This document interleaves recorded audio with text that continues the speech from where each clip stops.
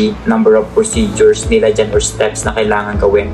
Yung passport given naman na meron ka nun. Yung latest visa kasi, it depends on the appointment na mabubook mo sa embassy. Say for example, matagal ka nang hired, okay na, cleared na for visa interview, pero ang na-book mo ay sa August pa or July, di ba, medyo matagal mag-aantay ka. Correct po. Flight details naman, how would they, kaya nga sila nagsisik sa inyo ng financial assistance to, you know, to use that money in booking their flight. Correct. But, you know, that's a challenge. That's what I'm looking at. Pero nire-require nyo naman to have that flight details. Correct. So, how is that? Yun. So, sir, correct yung mga ano nyo po, yung mga pointers. Kaya gusto ko din na tanungin sa'yo, sir, kasi para talagang we are on the same page. So, correct, sir, that's the number one challenge or problem ng ating mga J1 teachers, mga wannabes natin na J1, H1B teachers.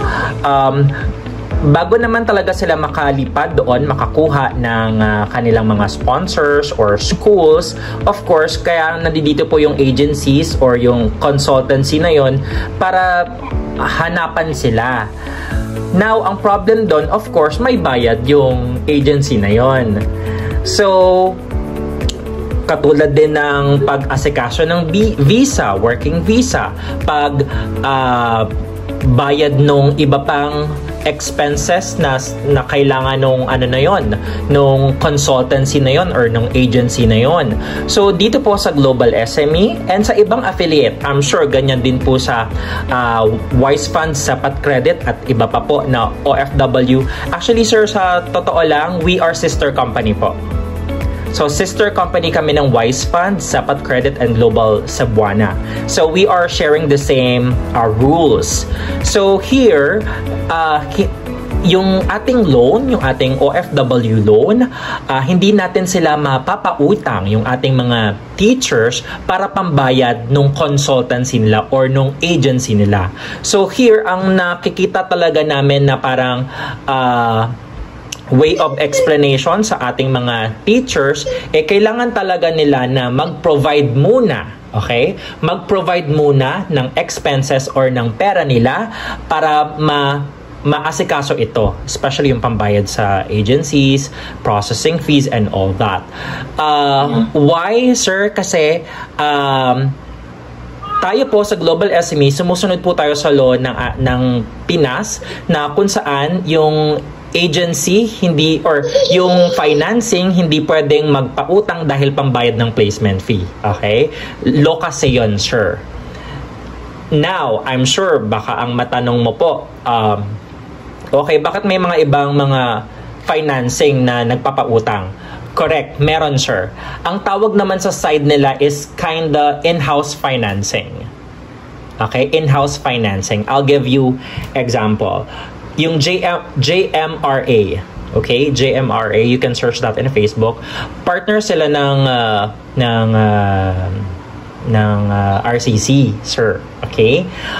Actually, nakapag-meeting na kasi din ako or nakausap ko na din yung mga staff nila doon. So, they are, kumbaga, parang, talaga, in-house financing na, kumbaga, ang usapan, boss to boss or, yung office to office ng RCC tsaka ng JMRA financing. Ang problem doon, sir, medyo malaki talaga yung interest and ayun po. Ngayon dito, ang nakikita ko talaga, sir, ang parang natin, ang ating scripting na lang talaga, sir. Itong OFW loan is siguro maghanap talaga muna sila ng budget nila. Kasi, sir, kaya dinidiscuss ko din sa'yo, sir, kasi sooner or I'm sure maraming nagme-message din talaga sa'yo, sir, di ba? So, kaya gusto ko lang himay-himayin siya para naiintindihan talaga natin. So, yun yung sagot. Hindi magpapautang si Global SME hanggat hindi ka cleared. Kumbaga, dapat papaalis ka na talaga. So, ito po yung ating OFW loan for J1 teachers ay para sa pocket money nila.